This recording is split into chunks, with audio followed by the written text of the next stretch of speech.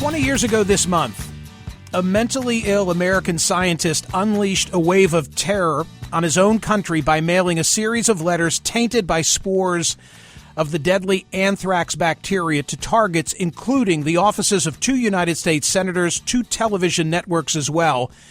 5 people died in the Amerithrax attacks, and more than a dozen were sickened. That's the lead from a piece that ran in The Hill, authored by David Mallet, who was an employee of my next guest. Former Senate Majority Leader Tom Daschle was the recipient of one of those letters, is now a commissioner of the Bipartisan Commission on Biodefense.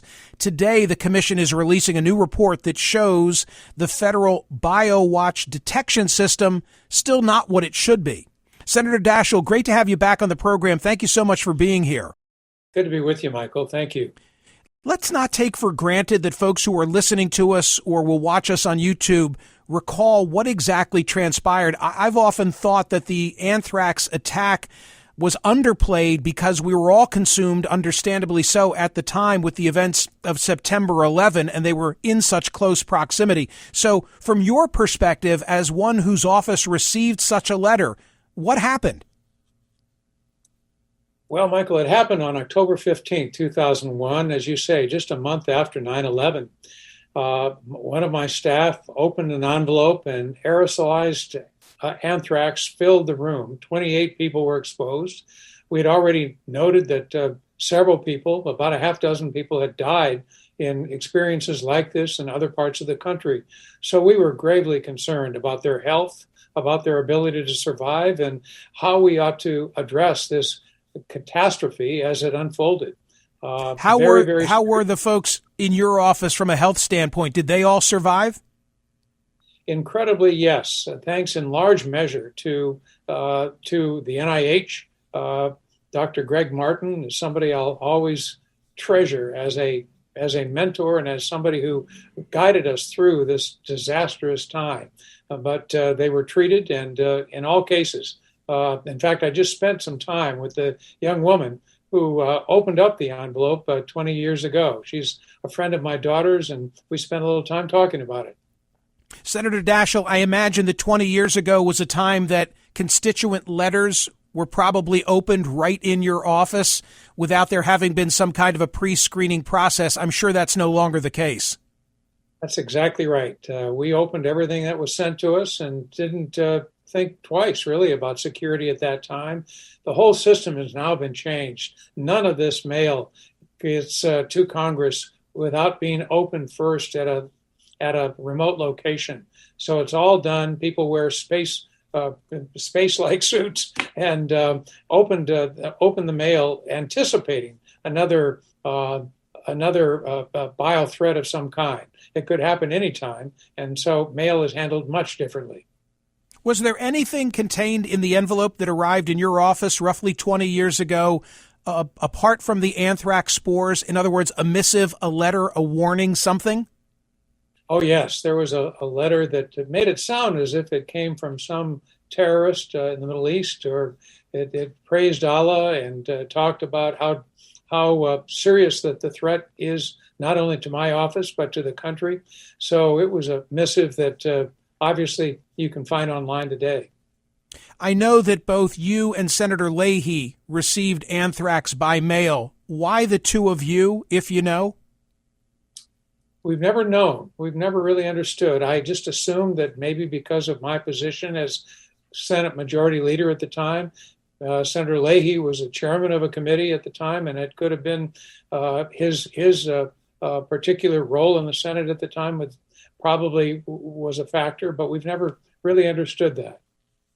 Folks who remember the anthrax attack of 20 years ago, I'll bet will remember the name of Stephen Hatfill, because for quite some time, all of the investigations seemed to focus on this one individual.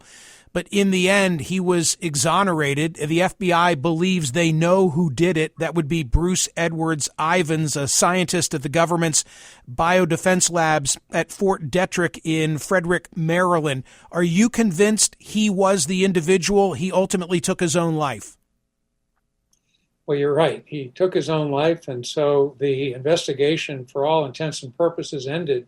I'm not totally convinced. I think there is substantial evidence that would suggest Mr. Ivins was responsible, but we don't have the definitive proof. And because he committed suicide, we have no way of interrogating him personally. So we really may never know for sure, but I think the evidence at least suggests that he was the one largely responsible. The other question we don't know is, did he do it alone? Did he have assistants? Were there others who were engaged in some way? We'll never know that either. My recollection, I said this to my radio audience earlier, oddly, years later, one of my sons lived on a particular street in New Jersey. And as we walked out of his apartment one day, truly in front of his apartment, he said, "Dad, do you see that mailbox?" And I said, "Yes." And he said, "All of the anthrax was mailed from that one location." By the way, is that true? Did it all come from one New Jersey post office drop box? That's our understanding, yes. But again, we aren't. The short answer is yes, but there may have been other mailboxes used and just not detected. So 20 years on, here you are still volunteering your time and expertise to the Bipartisan Commission on Biodefense. What worries you most? Michael, what worries me most is that, if anything, I think we're in greater danger today than we were 20 years ago. We don't have the defensive mechanisms. We don't have the system in place. Biowatch has been a failure, and we really have to acknowledge that. We have to realize that that vulnerability exists today every bit as much as it did back then. There are a lot of bad actors out in the world. Those bad actors are both governments as well as terrorist organizations, and we have to be cognizant of the threat posed today, and unfortunately, it just isn't getting the attention it deserves. Well, what is Biowatch, and does the responsibility fall to one particular division, branch of government? I mean, who has the responsibility to protect us against a bio attack? What agency? Well, it's the Department of Homeland Security. Biowatch was a program created by legislation. I was majority leader at the time in 2003, that we thought would begin to develop the kind of mechanisms and systems in place to give us the detection capacity to deal with these issues going forward.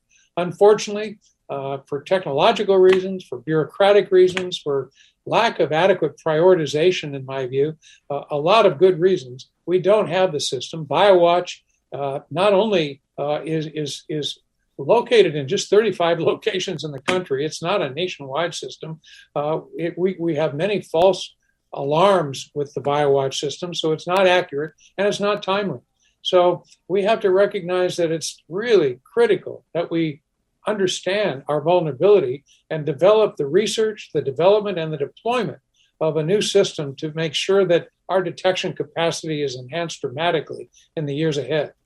Do you think that scarce resources were applied toward preventing another 9/11 style attack, that but for September 11, if we'd only had the anthrax attack, would have gone to Biowatch? Well, I really don't know that it's necessarily strictly a financial issue, or we've spent over $1 billion. That may not sound a lot, like a lot at this point. Certainly, we do need a lot more resources. But to me, it's just a lack of real consensus as to how we best accomplish what it is we want to do. We know we have systems in place already in the Pentagon and in NASA and DARPA that have shown to be much more successful in addressing detection and response capabilities. We have the systems. We could start tomorrow. We just don't have them in place in the Department of Homeland Security, and that's regrettable.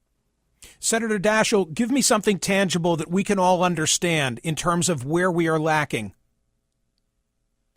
Well, I think one way to look at it is that we all have, or many of us have, carbon monoxide systems in our house that detect carbon monoxide. But if every day you had a carbon monoxide system that claimed you were being exposed and it was a false alarm, over time you would probably discount the fact that it's giving you those alarms. That's basically what Biowatch is all about. We don't have a system today that's fail-safe, that is responsive, that is immediate, and that gives us the detection confidence that is necessary to be able to respond if a crisis occurred. That's exactly what we've got to do, and what the Biodefense Commission is attempting to recommend with our report today. Is this a public sector issue, or are there things that you and the folks on the commission think that the private sector needs to be doing as well? We need a strong public-private partnership. The public sector is critical in providing the resources and ensuring that it has the policy priority. But we need the private sector to engage with us, to create the technology, and to develop the systems that we can put in place. So it's got to be a public-private partnership that goes on, not just on a one-time basis, but an ongoing basis over multi-year approaches. Senator, is this the sort of thing that falls in the partisan division? In other words, is there a left and right perspective on the way we protect ourselves against biological risk? You know, it's interesting, Michael. It really isn't. As polarized as this country is today, and how deeply troubled I am by the deep divisions and the resulting dysfunction in Congress over and over and over again. This is one area that enjoys bipartisanship. We don't really have a Republican or a Democratic position. And I think that the Biodefense Commission is reflective of that. We've got as many Republicans as Democrats. We work daily together, and there isn't an ideological divide as we try to find solutions. That same thing can occur in Congress. We just don't have as many champions. We don't have people that say, okay, this has to be a priority for our country. And that's what we need badly now.